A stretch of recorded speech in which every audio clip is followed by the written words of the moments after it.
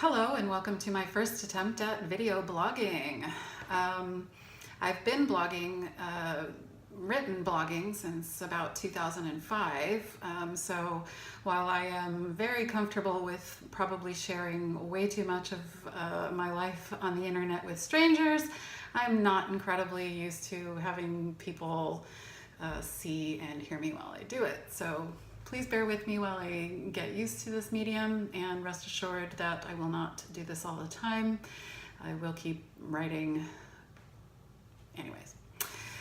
Some of you do know me personally, or you have followed me or know me virtually over the years and are familiar with my story, but as I've become more visible in speaking out about ME, myalgic encephalomyelitis, there are many of you who don't know me. So I think a really good place to start today is just to tell you a little bit about my story. I was first diagnosed in my early 20s. That was in the late 80s. At that time, I was told that I was diagnosed with what was called fibrositis. Eventually, fibrositis became known as fibromyalgia. In 1989, so 3 years or so after that, the diagnosis of chronic fatigue syndrome was added to my fibromyalgia diagnosis. What followed after that was many years of disagreement, dispute. Which one did I have? Did I have both? Were they both just junk diagnoses? Was I depressed? Did I just need to get my shit together? Really not an uncommon experience for people in the early years of their diagnosis, and unfortunately that's still the case today. In 2007, my family, we moved to the United Kingdom, where after extensive series of tests and procedures, I was eventually diagnosed with ME, formally diagnosed with ME. And the fibromyalgia was confirmed as a concurrent illness. By 2007, I became unable to work. I required a wheelchair, mobility aids. I had a full-time personal care assistant, and I had resigned myself to a life of disability. I traveled to the United States to have treatment at Dr. Teitelbaum's Fibromyalgia and Fatigue Center. I was treated by Professor Davies at Guy's and St. Thomas Hospital in London, in the fibromyalgia clinic there. I was sent to have CBT and GET, graded exercise therapy, which of course we know now can greatly increase the severity of ME. I consulted with Dr. Myhill in Wales. Really, I did it all. I did everything possible that I could try to regain my health. And I did have some success. Some of my symptoms did improve, and still very sick, very disabled, but with a slightly better quality of life than I had previously. Where are we? In 2010, I moved to Andalusia in the south of Spain, where a much drier climate and warmer climate meant that my energy was greatly increased, and I was gradually able to stop using mobility aids. By 2012, I was fully able to manage my symptoms by gauging activity levels, allowing for extended recovery periods after increased activity,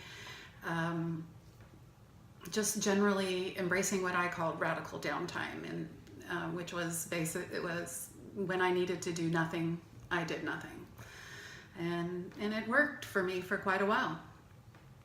In 2013, I wanted to do something to celebrate the health that I had regained at that point, and I walked 200 kilometers of the Camino de Santiago from Ponferrada to Santiago de Compostela in the north of Spain.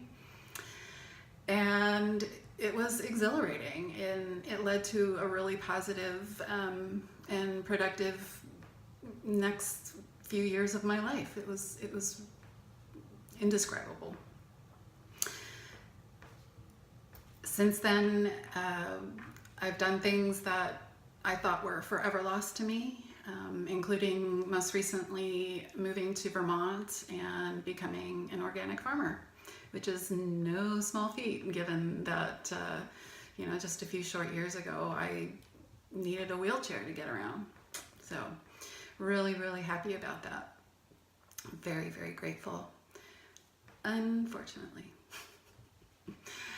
In the past year or so, my symptoms have gradually increased, and post-exertional malaise became more significant, and the recovery time from that got longer and longer. And really, in an ultimately unwise and foolish attempt to, outwill, outpower, outbrain, out effort what I knew was coming, I pushed very, very hard, and I crashed. And I crashed very hard. I didn't want to accept that the ME was once again taking over my life, so I went to my doctor, and he said that I might have Lyme disease, which thrilled me. Most people are thrilled when they're told they might have Lyme, but I was. It's very endemic in my area, and I've certainly had my share of tick bites, so it did make sense. I was treated with a course of antibiotics. However, like so many times over the years, with blood tests after blood test after blood test, the lab work eventually came back, and I did not have Lyme. So I am faced once again with the realization that ME has caused me to let go of work I love. I haven't set foot in my fields since mid-August. I'm now once again primarily housebound. I am still able to walk on my own, and I spend time with my granddaughter, though even that is getting harder to do. I knew my wellness was a precariously balanced state. I knew I was always one crash away from disaster. And I knew that this day would come. And like I said, I'll be forever grateful for those years. But I'm struggling.